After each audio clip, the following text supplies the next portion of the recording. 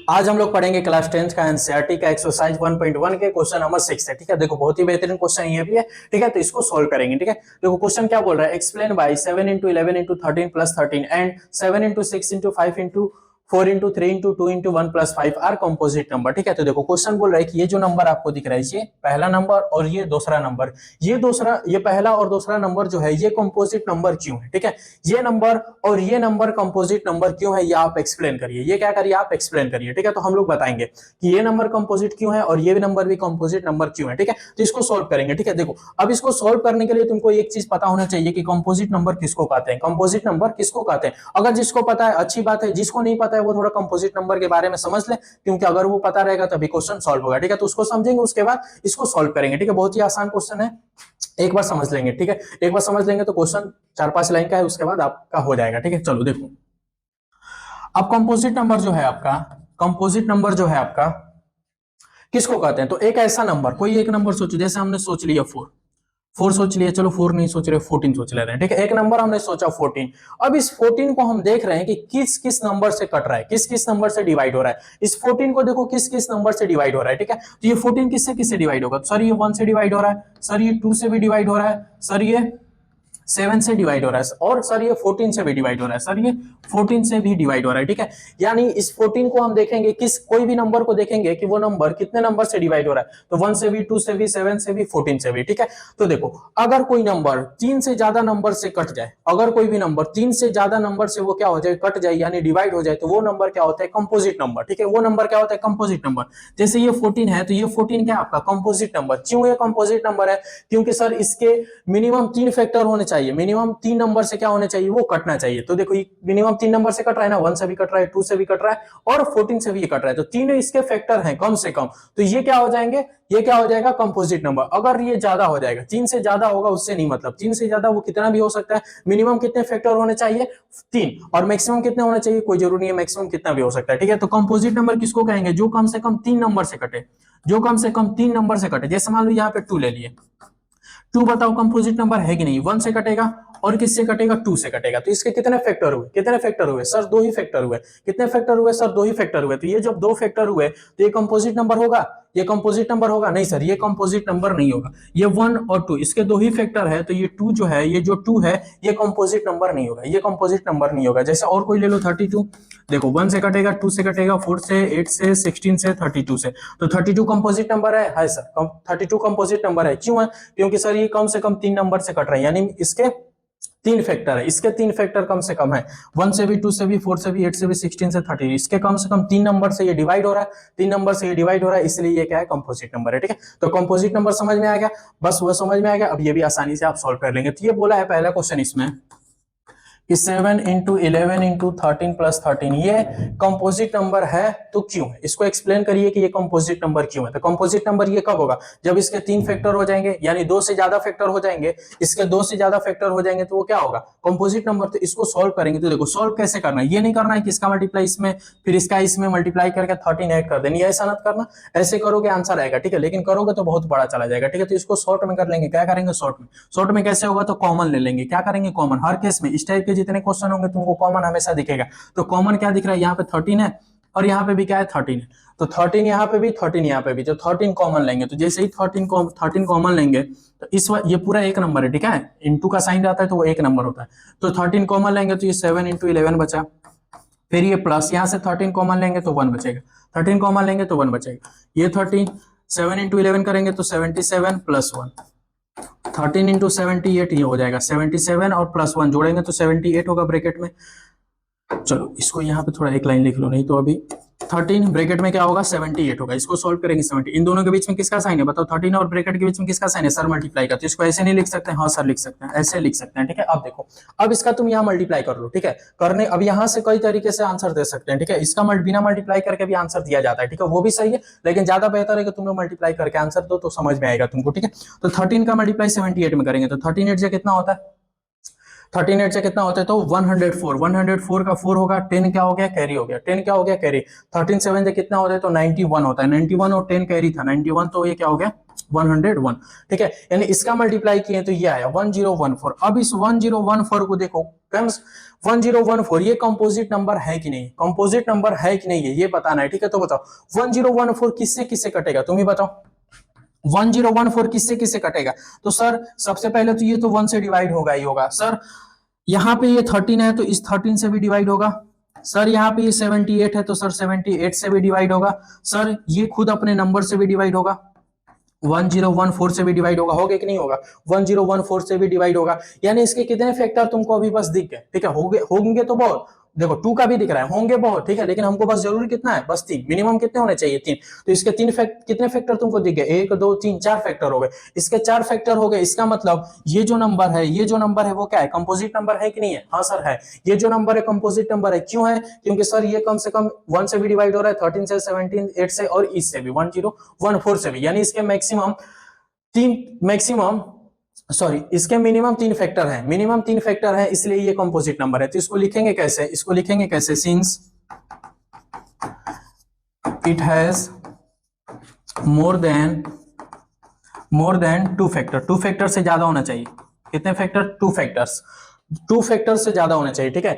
It has more than 2 factors so it is composite number, ठीक है, it is composite number, ठीक है। बस इसको ऐसे सॉल्व करना है, जो नंबर आएगा 1 से, फिर यही वाले नंबर से वो डिवाइड होगा, यही वाले नंबर से 13 से 78 से और खुद से वो डिवाइड होगा, वो लिखना है, बस ऐसे ही करना है। उसके बाद ये वाला लाइन जरूरी है, ये लाइन जरूर लिखेंगे, since it has more than 2 factors, यानी इस नंबर के 2 से ज्यादा फैक्टर हैं, 2 से ज्यादा फैक्टर है, इसलिए क्या है कंपोजिट नंबर है, इसलिए क्या है कंपोजिट नंबर, 2 से ज्यादा फैक्टर यानी कितने फैक्टर 3 फैक्टर, कितने फैक्टर 3 फैक्टर, यानी 2 से ज्यादा फैक्टर है, इसलिए क्या है कंपोजिट नंबर है, ठीक है। बस ऐसे ही करना और कुछ नहीं करना, ऐसे इस वाले क्वेश्चन को भी ऐसे ही करना, ठीक है। तो यहीं पे इसको भी हम लोग लिपटा देते हैं, यहीं पे हम लोग लिपटा देते हैं इसको, चलो इसको सोल्व करेंगे, ठीक है। क्या है 7 into 6 into 5 into 4 into 3 into 2 into 1 plus 5, ठीक है। अब इसको सोल्व करेंगे, 5 यहाँ दिख रहा है, 5 यहाँ हमेशा कॉमन दिखेगा, 5 कॉमन लोगे तो 7 into 6 into 4 into 3 into 2 into 1 plus 1, ठीक है, 5 कॉमन ले लिए। तो अब इसको सोल्व करेंगे, तो सोल्व करो, 2 3 जा 6, 6 4 जा 24, 24 6 जा 144, 24 6 जा 144, 144 में 7 से मल्टीप्लाई करेंगे, 7 4 जा 28, 2 7 4 जा 28, ये 0 3 और ये 10, 1 08 प्लस 1, इसका मल्टीप्लाई किया हमने, 2 3 जा 6 4 जा ये तो इतना आएगा 1008, ठीक है। अब इसको सोल्व करेंगे तो 109, तो 5 इंटू 1009, ठीक है, इसका मल्टीप्लाई करेंगे तो क्या आएगा 5045, 5 9 जा 0 5 5, तो इसका मल्टीप्लाई किया तो ये आया। अब इस नंबर को देखेंगे किस किस नंबर से ये क्या हो रहा है डिवाइड हो रहा है, इसके कम से कम कितने फैक्टर चाहिए हमको, कम से कम 3 फैक्टर चाहिए, यानी 2 से ज्यादा फैक्टर चाहिए, ठीक है। तो देखो ये किससे डिवाइड होगा, 1 से तो नंबर ये डिवाइड होगा, फिर यहाँ 5 से भी ये डिवाइड होगा, फिर ये 109 से भी डिवाइड होगा, 1009 से भी डिवाइड होगा, और ये फिर खुद से भी डिवाइड होगा, फिर ये खुद से भी डिवाइड होगा। तो ये लिखेंगे तो भी ठीक है, नहीं लिखेंगे तो भी ठीक है, ठीक है। मिनिमम कितने फैक्टर होने चाहिए, 3 फैक्टर होने चाहिए, और मिनिमम 3 फैक्टर होने चाहिए या 2 से ज्यादा फैक्टर होने चाहिए, दोनों बात एक ही है, 2 से ज्यादा फैक्टर बोले या मिनिमम 3 फैक्टर बोले, बात एक ही है।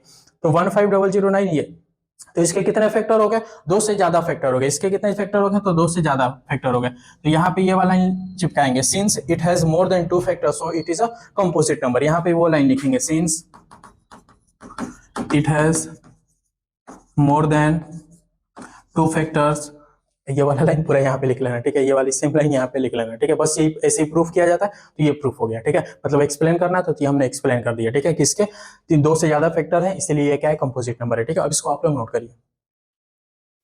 अब हम लोग क्वेश्चन नंबर 7 को सॉल्व करेंगे, ठीक है। तो देखो क्वेश्चन नंबर 7 क्या है, there is a circular path around a sport field, Sonia takes 30 minutes to drive one round of the field while Ravi takes 12 minute for the same, suppose they both start at the same point at the same time and go in the same direction, after how many minutes will they meet again at the straight point, ठीक है। तो देखो question तो हो गया, ये जो question है व्हाट प्रॉब्लम से रिलेटेड है, ठीक है। इस व्हाट प्रॉब्लम रिलेटेड से क्वेश्चन में कंफ्यूजन होता है कि एलसीएम निकालना है कि एचसीएफ निकालना है, ठीक है। तो इसको हम लोग अच्छे से समझेंगे कि कैसे सर पता चलेगा एलसीएम निकलेगा कि एचसीएफ निकलेगा, ठीक है। देखो, और ये इस वाले एक्सरसाइज में बस एक ही क्वेश्चन है, जब आर एस अग्रवाल आप देखेंगे ना तो उसमें बहुत सारा वर्ड प्रॉब्लम से रिलेटेड क्वेश्चन है, ठीक है, तो उसको जरूर सॉल्व करिएगा। R S Agarwal R S. Agarwal का वर्ड प्रॉब्लम वाला क्वेश्चन आप जरूर से सॉल्व करिएगा, उसको मैंने बताया, ठीक है, खूब अच्छे से डिटेल में बताया, ठीक है, कि कैसे सर पता होगा कि एलसीएम निकलेगा या एचसीएफ निकलेगा, ठीक है, तो इसको देखिएगा, लेकिन आर.एस. अग्रवाल के क्वेश्चन जरूर लगा लीजिएगा, ठीक है, वर्ड प्रॉब्लम से रिलेटेड, ठीक है। तो अब इसको सॉल्व करेंगे। अब सबसे पहले देखो, वर्ड प्रॉब्लम वाले जितने क्वेश्चन होते हैं उसको क्या करना है, सबसे पहले आपको क्वेश्चन समझना होता है, कि क्वेश्चन समझना होता है कि क्वेश्चन बोल क्या रहा है, ठीक है।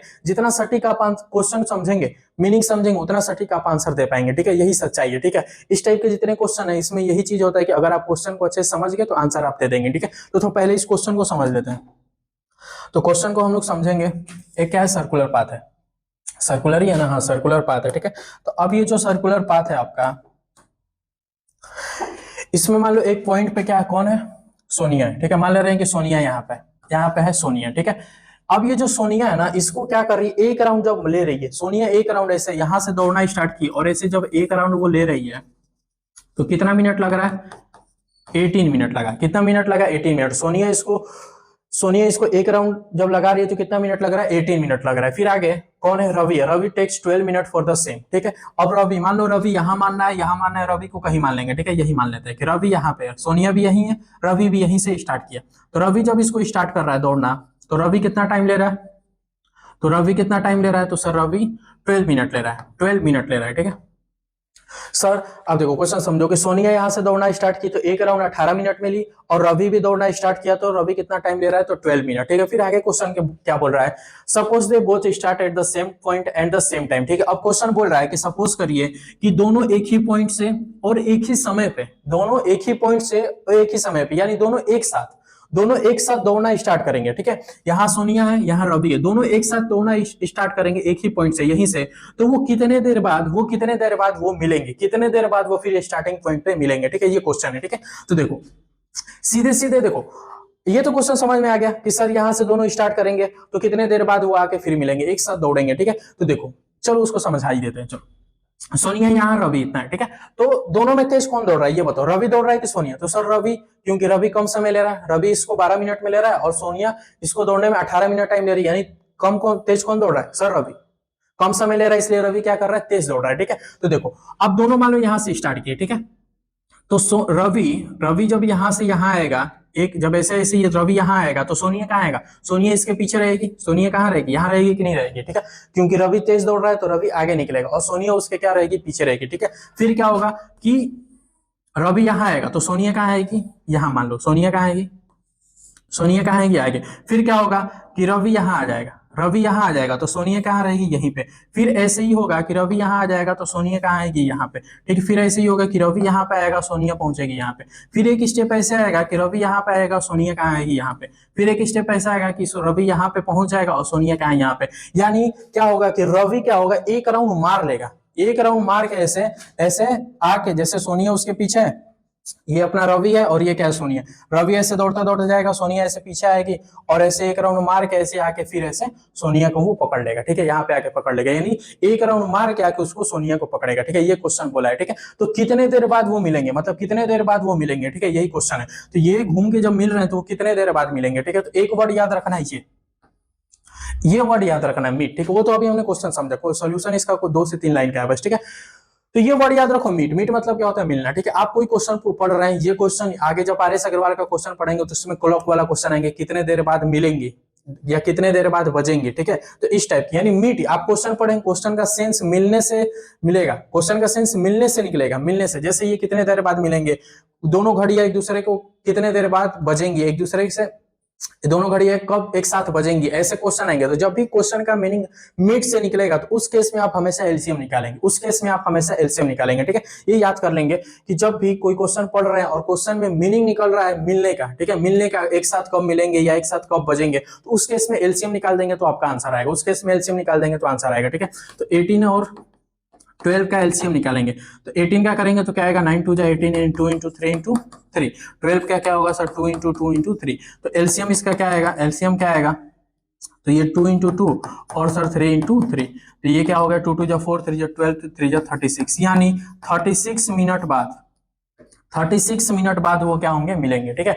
यानी यहां से जब सोनिया और रवि दौड़ना स्टार्ट करेंगे तो 36 मिनट बाद, 36 मिनट बाद क्या होंगे, वो मिल जाएंगे, 36 मिनट बाद क्या होंगे, मिल जाएंगे। देख रहे हो सॉल्यूशन बस एक ही लाइन का है, 2 ही लाइन का है, लेकिन ये समझना पड़ेगा कि बोल क्या रहा है क्वेश्चन, ठीक है। और ये वर्ड याद रखना पड़ेगा मीट, यानी कोई भी क्वेश्चन, यही क्वेश्चन नहीं, कोई भी क्वेश्चन हो, उस क्वेश्चन में अगर सेंस निकल रहा है मिलने का कि कब एक साथ मिलेंगे, ये कब एक साथ बजेंगे, तो उस केस में आप क्या निकालेंगे, एलसीएम, जो भी नंबर दिया रहेगा उस नंबर का एलसीएम निकाल देंगे तो आपका आंसर आ जाएगा, ठीक है। तो ये हो गया 36 मिनट इसका आंसर, ठीक। अब इसको नोट करो।